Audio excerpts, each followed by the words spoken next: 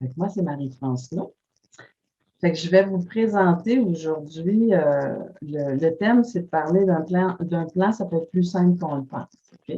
On a souvent des questions. Alors, moi, je fais du coaching dans la vie, j'enseigne avec Zoom Academy. C'est un plaisir même d'enseigner avec Zoom Academy parce que je me suis donné comme mission de vie, moi, d'aider les gens.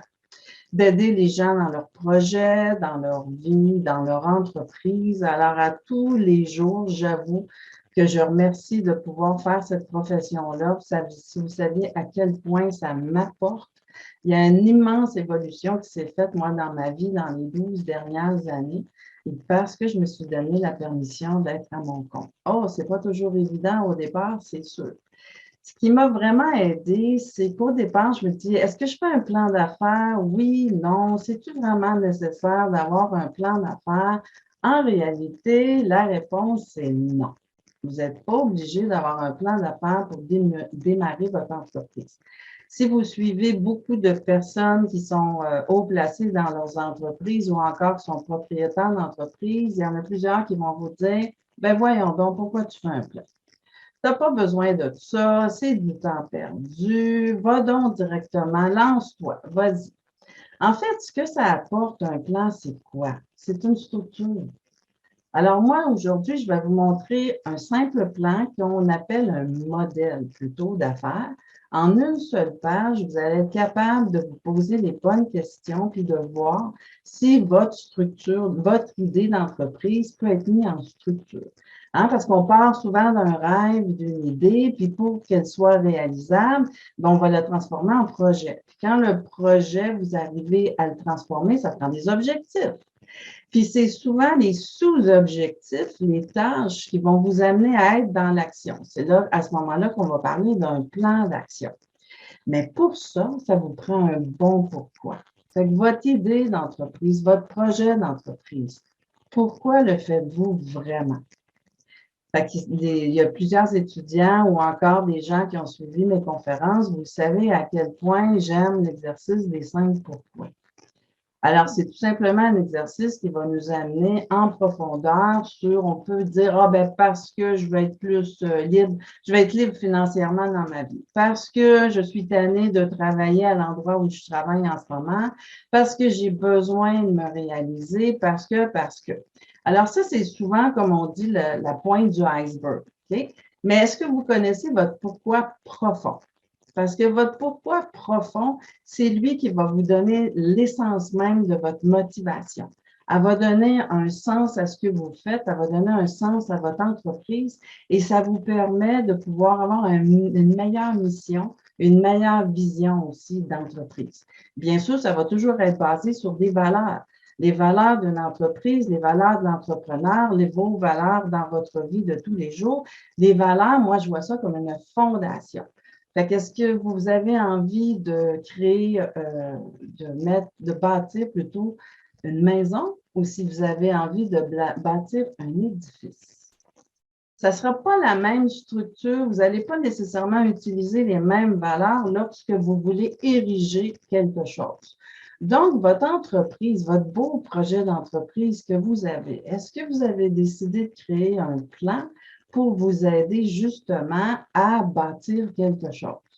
Donc, on y va avec la fameuse question, c'est quoi votre projet d'entreprise au juste? Alors, il y a des gens qui vont être spécifiques, il y a des gens qui vont être globales quand ils vont parler de leur projet d'entreprise. Alors là, vous allez vous dire à qui ça s'adresse, ce projet d'entreprise-là. Est-ce que c'est vous en premier? Vous allez mettre le focus sur vous parce que vous avez un grand besoin de partager vos connaissances avec d'autres personnes ou encore vous avez un grand besoin de vendre certains produits parce que vous avez confiance aussi dans vos produits ou tout simplement avoir un objectif financier qui est correct aussi, d'accord? Mais regardez quelque chose d'un petit peu plus grand, hein, parce que je pourrais même dire la même chose que Luc Poirier dit souvent, un de nos grands investisseurs immobiliers ici au Québec, voyez grand. Voyez grand, oui, mais ça vous prend une structure. Parce que là, on peut voir grand, on peut partir comme une balloune dans les airs, comme on dit, avec plein de belles idées.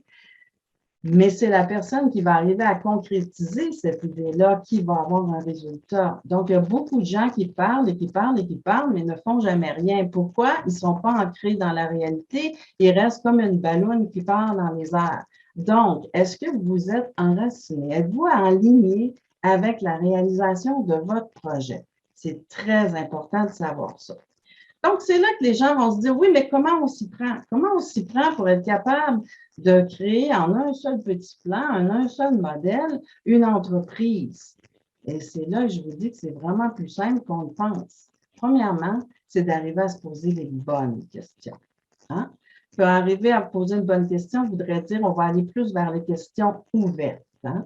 Un petit peu moins de questions fermées. Donc, la fameuse question du comment, elle nous amène dans le processus. Donc, toute question complète dans la vie qui commence avec un comment nous amène dans un processus, nous amène dans des étapes. Malheureusement, il y a trop de gens qui commencent avec cette question-là, sans même savoir leur pourquoi, sans même savoir exactement de quoi ils parlent, parce que peut-être que l'objectif n'est pas clair. On commence toujours par un objectif clair avant même de pouvoir se mettre en action. Vous voulez savoir à quel endroit vous allez, mais vous ne savez pas nécessairement quel chemin vous allez prendre, c'est vrai?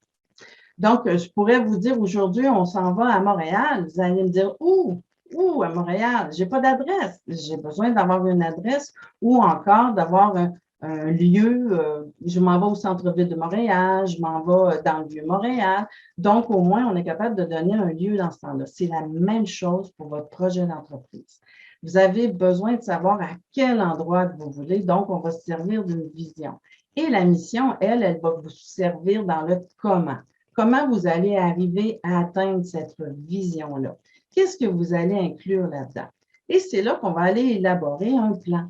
Fait que le plan va nous aider à savoir comment, à mettre une structure en place. Okay?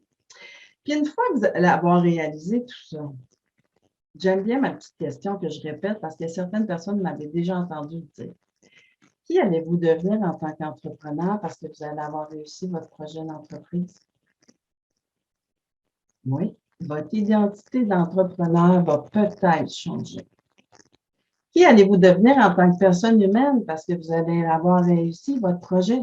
Imaginez-vous là, que votre projet est déjà réussi. Votre idée a fonctionné. Votre compte de banque est en train d'augmenter. Vous êtes en train d'aider certaines personnes à évoluer en plus avec ce que vous proposez.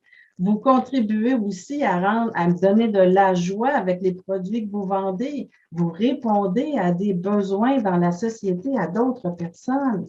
Alors, vous, qui, en tant qu'entrepreneur, allez-vous devenir ou encore, qui êtes-vous en ce moment en tant qu'entrepreneur parce que vous réussissez? Il y a certaines personnes qui font face à des échecs, bien que j'aime mieux dire que c'est des défis que vous avez rencontrés qui vous permettent d'être la personne que vous êtes aujourd'hui. Il y a d'autres personnes qui vont avoir le défi de réussir parce qu'ils ont de la difficulté, ils ont peur de réussir.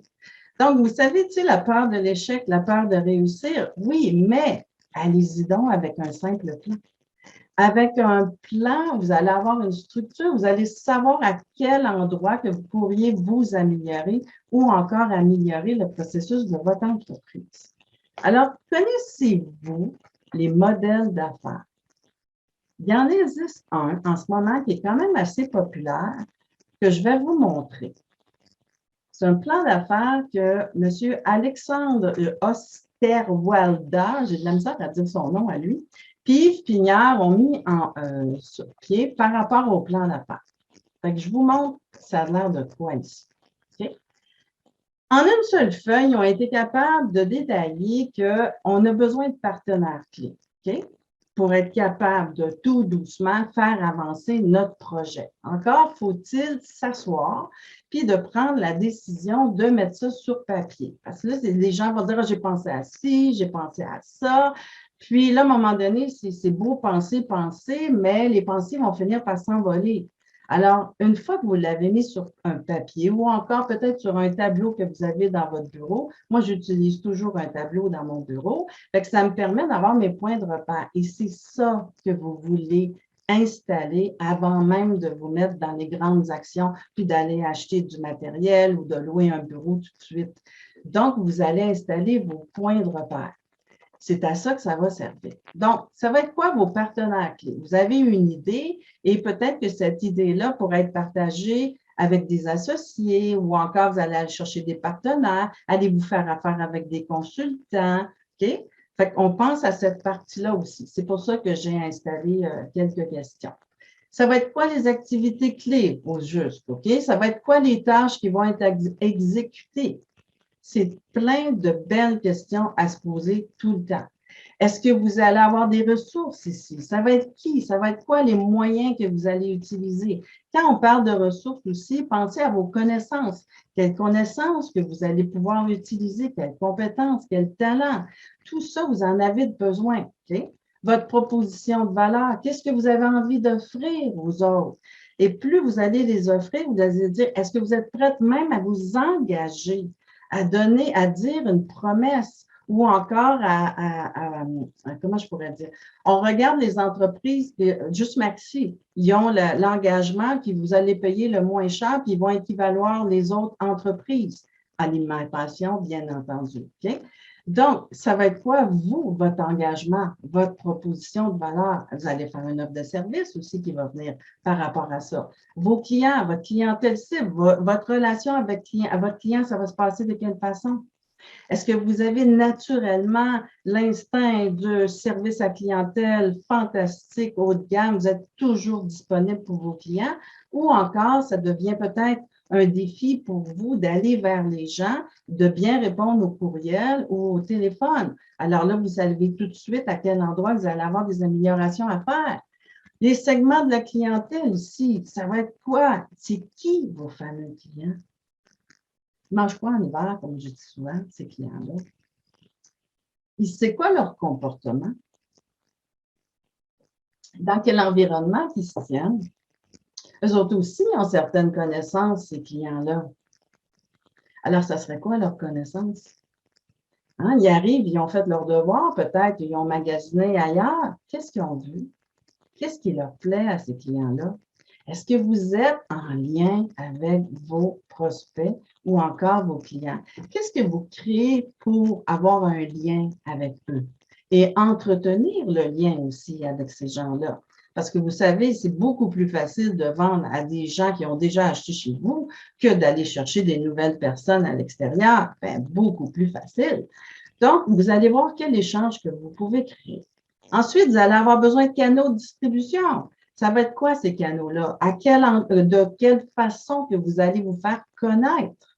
Est-ce que ça va être les réseaux sociaux? Est-ce que c'est du bouche à oreille? Est-ce que vous allez utiliser l'envoi courriel? Bon, vous allez peut-être, wow, ça commence à être mental, toutes ces choses-là. Prenez ça simple.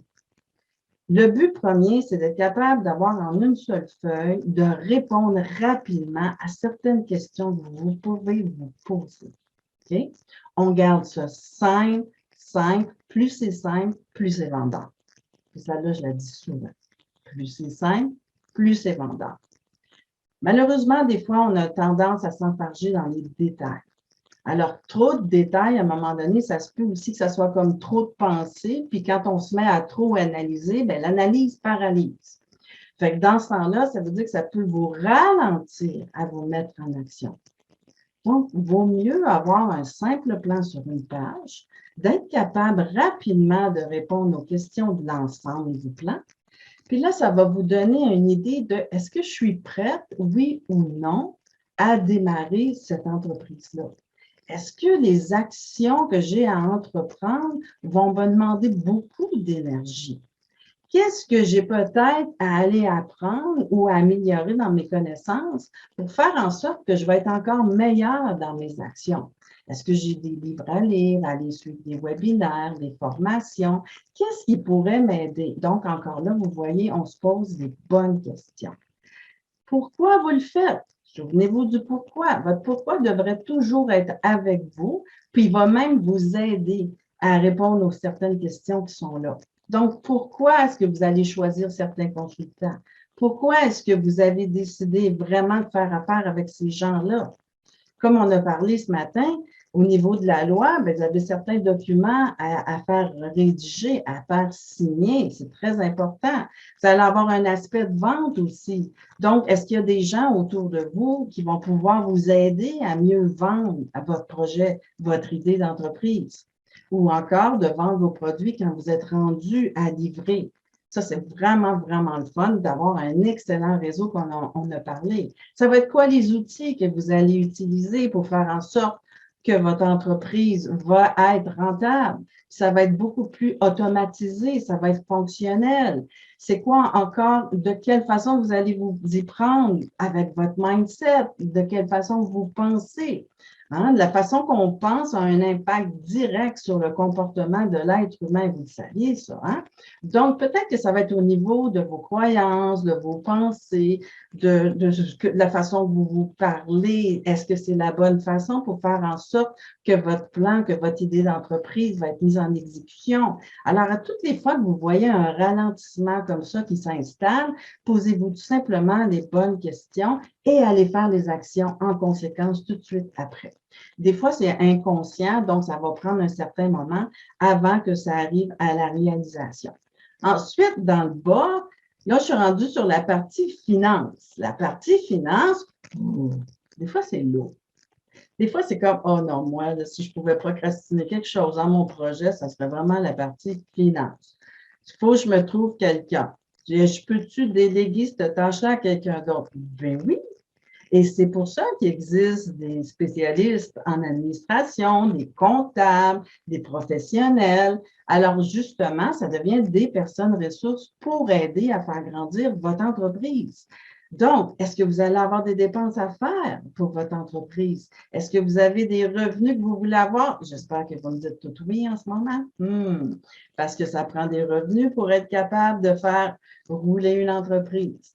Donc, ça va être quoi vos dépenses? Bon, rapidement, on pense que c'est quoi les dépenses? On a vu ça dernièrement dans mes groupes parce qu'on est à la fin maintenant. Donc, c'est quelles dépenses? Il y a surtout des dépenses que vous n'allez pas penser. Alors, ça va être important que vous prévoyiez peut-être un petit budget ou encore, si jamais il vous arrive un imprévu, comment vous allez vous sortir de là. Fait que le plan d'affaires, les gens disent, ah, ça sert juste à aller à l'institution financière, j'ai pas besoin d'aller faire un emprunt à la banque, j'ai pas besoin d'investisseurs, fait je fais pas de plan. Ben, moi, je vous invite à en faire un pareil pour être capable de structurer vos pensées. Puis en structurant votre pensée, vous allez devenir convaincant. Puis quand on est convaincant, qu'est-ce qui arrive? Bien, les gens vont vous suivre, vont vous acheter. Pourquoi? Parce que vous êtes convaincu. Fait que quand on est convaincu, on devient convaincant pour plein de gens.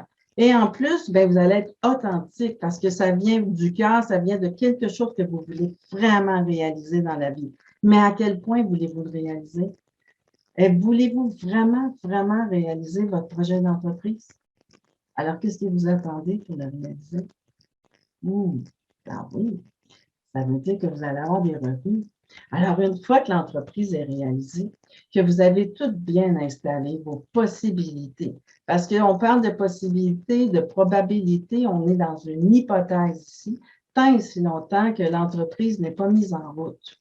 Alors, quand l'entreprise roule puis vous avez des revenus, bien là, de quelle façon est-ce que vous allez obtenir ces revenus-là? Est-ce que c'est seulement dans la vente de produits ou de services ou vous allez bâtir quelque chose d'autre? Parce que votre revenu peut venir aussi des consultants avec qui vous allez faire affaire. Donc, si ce n'est pas vous qui vendez le service ou le produit, c'est peut-être une autre entreprise avec qui vous vous êtes allié, puis vous allez avoir un pourcentage de la vente. Regardez les boutiques en ligne. C'est exactement ce qu'ils font. La plupart des boutiques en ligne font affaire avec d'autres entreprises ou des fournisseurs. Donc, là, dans le canal de distribution, il va y avoir plusieurs étapes. Est-ce que vous avez pensé à toutes ces étapes-là? Donc, le fait d'avoir un plan simple, plus c'est vendeur. Un plan simple, ça va vous aider à structurer les idées, ça va vous aider à vous mettre en action. Et ça va aider à quoi? Vraiment à atteindre l'accomplissement que vous avez envie d'atteindre.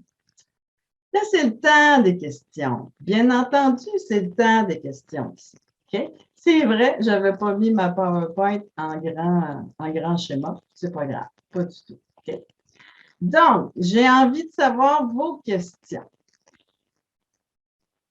J'ai pas de questions? C'était clair, facile, efficace. C'est vrai, j'ai fait un monologue, comme je dis tout le temps.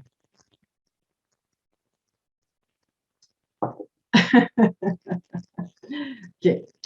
Donc, quand on fait un plan, les gens ont souvent des questions par rapport à Marie-France, je pense que j'y arriverai pas. Je ne sais pas si je suis capable. À quel moment du plan d'affaires croyez-vous, là je vais y aller avec le plan d'affaires, à quel moment croyez-vous que vous pourriez vivre un obstacle, un défi qui ralentirait justement votre processus? Ça va être au niveau des chiffres. Ça va être au niveau de la clientèle cible. C'est là très souvent dans la partie 4 qu'on parle du plan d'affaires. Donc, c'est pour ça que je vous invite à faire l'exercice sur une seule page. Okay? De faire le tour, l'ensemble. Ça va vous donner plein de points de repère pour que ça soit juste plus facile. Le trois quarts du temps, le problème, ce n'est pas le plan d'affaires, ce n'est pas la feuille à remplir, c'est vous-même. C'est la perception que vous avez de tout ça, parce que vous êtes rendu dans le détail du détail et c'est le mental qui est embarqué. OK? Fait que moi, je vous invite dans ce temps-là à vous mettre en mouvement. Faites comme José, allez faire du jogging. OK? Vous faites comme Dave, puis allez parler à plein de monde en réseautage. OK? Mettez-vous en mouvement. C'est fantastique de juste aller prendre une marche puis de se dire, OK, là, je m'en vais, là, j'ai besoin là, de voir clair. OK? Quittez le détail. Allez dans un mode global, puis allez voir ce qu'on appelle le big picture, la vue d'ensemble. Et ensuite, revenez, puis faites une seule action. Une action par jour, par semaine, va vous amener vers la destination que vous voulez vraiment atteindre. Va vous amener à mettre votre vision finalement en action. Oui. Vas-y, Lucie, c'est une belle question.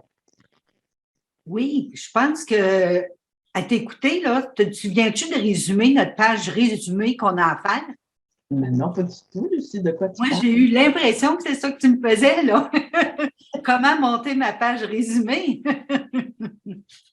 Ça fait du sens, ça fait du sens. Oui, moi, j'ai trouvé ça un Plus beau c'est résumé. vendeur, Lucie. Hein? Plus c'est simple, plus c'est vendeur. C'est ça, ben, en tout cas, là, j'ai dit, ah, c'est ça ma page résumée. Fait que j'ai trouvé ça une belle. Oui, j'ai bien aimé ça. Un beau clin d'œil à la page. Oui, Dave. Ouais. J'ai eu un truc que je peux te partager, puis je trouvais très révélateur. Ta page, si tu es capable de la coller peut-être sur un mur, comme tu dis, il faut se décoller de l'arbre, on est trop proche de l'arbre. Tu es Absolument. capable d'avoir en version plus grande, puis coller sur le mur, prendre un recul, puis mettre des post-it. On dit c'est une idée vers post-it souvent, là, puis de bouger. Déjà ce recul-là, ça fait une grosse différence, puis l'avoir d'en face. Pour qu'on puisse s'y référer pour pouvoir le voir, les activités. Puis ça bouge. Hein. Corrige-moi ma référence, mais tu le fais là. Je pense que des fois, ils disent de mettre une date parce que une semaine où ça va bouger, là, tu peux avoir plusieurs versions pour voir l'évolution. Peut-être que tu peux peut-être élaborer là-dessus. Là. Ça bouge. La date, c'est toujours bon d'avoir une date. Il n'y a aucun projet qui va se créer s'il n'y a pas de date de réalisation. C'est pour ça que dans le plan d'affaires, on parle de l'échéancier au départ. Ça vous prend des dates, ça c'est sûr. Toute gestion de projet. Ça vous prend les 5 questions de base aussi de la section de la gestion de projet, hein, qui est c'est le quoi ou le qui. OK? Là, je vais mettre les deux là-dedans, le who, when, why, what, qui disent en anglais les 5 W. Vous pouvez aller voir sur Internet les 5 W. Toujours répondre à ça. Fait qu'un plan, c'est évolutif, ça bouge. C'est en gestion de projet, là, vous savez que la gestion du risque, c'est juste 10 ou 20 d'un projet seulement, mais malheureusement, il y a beaucoup trop de gens qui vont focuser sur les risques du projet. Moi, je donne beaucoup la comparaison métaphorique avec si vous conduisez votre auto, est-ce que vous allez toujours regarder dans les miroirs? Qu'est-ce qui arrive quand vous regardez en avant? Vous allez faire un accident. Donc, la gestion des risques, ça serait des miroirs, mais ce que vous voulez vraiment, c'est regarder en avant avec votre projet. Fait que oui, c'est évolutif. Fait que moi, je l'ai mon tableau. Fait que c'est marqué sur mon tableau, ces petits points de repère-là, et je sais très bien, j'aime bien, dès que ça va bouger, je vais le faire bouger le tableau. Fait que je vais aller effacer, puis je vais aller changer mes choses. Fait que, donc, il n'y a rien qui est stagnant. C'est toujours évolutif, une entreprise. Bien, si vous êtes stagnant, c'est parce que vous ne faites plus affaire. L'entreprise ne fonctionne plus. C'est ça que ça veut dire. Ben, ça m'a fait plaisir. À la différence, si vous êtes stagnant, vous n'êtes pas en mouvement, comme tu dis. Toujours en mouvement, Dave. Parce que toi aussi, mon cher Dave, tu aimes ça, faire du tapis. Toi, c'est du tapis roulant. C'est ça. Fait que José a fait de la course à pied à l'extérieur, puis Dave, il le fait à l'intérieur. Mais les deux. C'est ça, c'est de là son belle énergie à Dave. Alors là, c'est là, quand on fait de l'entraînement, souvent, on a cette même énergie. À chaque fois que je rencontre des gens, moi, qui s'entraînent, là, je vois toujours qu'ils sont, je sais pas pourquoi ils sont tout le temps positifs, ils sont tout le temps de bonne humeur, puis ils sont tout le temps souriants. Ça doit travailler quelque chose. Ça nous aide, hein, Dave? Non. Ça libère, ça libère. Ça libère les toxines. Oui. Oui. Merci, merci. C'est à mon tour de vous dire merci. Oui.